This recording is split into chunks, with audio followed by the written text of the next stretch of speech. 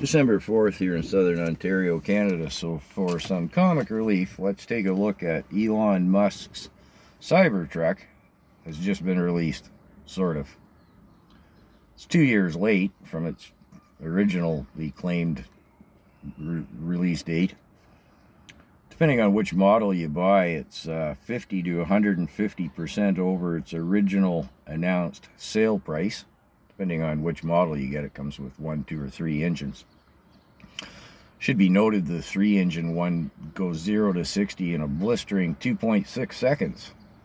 That's an ecologically sound expenditure of the fairy dust these things run on. Yeah, not to mention a hazard. But anyways, it's a sales pitch, I guess. Now, its claimed range, depending on whether you opt for the $16,000 US range extender, more on that in a moment, or not, is only 50 to 70% of Elon's originally claimed years back 500 miles on a charge range. Now, the $16,000 US range extender is an additional battery that consumes 1/3 of the meager 5-foot cargo box space and is a permanent fixture if you opt for the option of the range extender. Now, I'm speculating that's going to add 1,000 pounds or more to the behemoth. I don't think the specifications are released on the range extender just yet, so I can't make an informed guess on what it weighs, but 1,000 pounds for sure. This behemoth's already a whopping 7,000 pounds on the hoof before you add the battery, I gather. It's so heavy, it has its own specialty tires, custom made for this portly pig of a thing. Wonder what the replacement cost's going to be on those babies, eh? What? Yeah, but that doesn't matter to the guy who buys it, because it's not a work truck. You're not going to see one on a construction site. Not at its price, its range, and its 3 feet of cargo capacity. Wow. Some videos out there of the thing being run through crash tests, and it looks like Elon and the boys forgot to mention or engineer in crumple zones in this thing as well.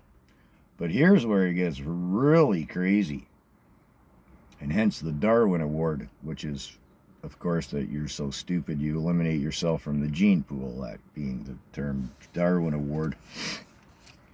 It's reputed that this thing is steer-by-wire. That's right. The steering wheel isn't physically connected to the steering wheels. I mean, since they took a horse off the front of the buggy and put an engine in to propel it, the steering wheel has always been physically attached to the steering tires, with good reason. The engineers and the car companies over-engineer, overbuild all of the mechanical componentry in this thing so that it goes where you aim it. This thing's going to be steer-by-wire? It's reported. I don't know if that's actually fact or not. But should it be, and I'm working on the assumption it is, now we have our ECUs, electronic control units, steering the thing. Let's hope a mouse doesn't chew through the wiring on something to do with that, right? This thing will do whatever it wants going down the road. No doubt, all these ECUs, and there's going to be a whack of them. Potential for failure is massive, and it's in an electronic vehicle to boot. Wow. Yeah, there's your Darwin Award at work.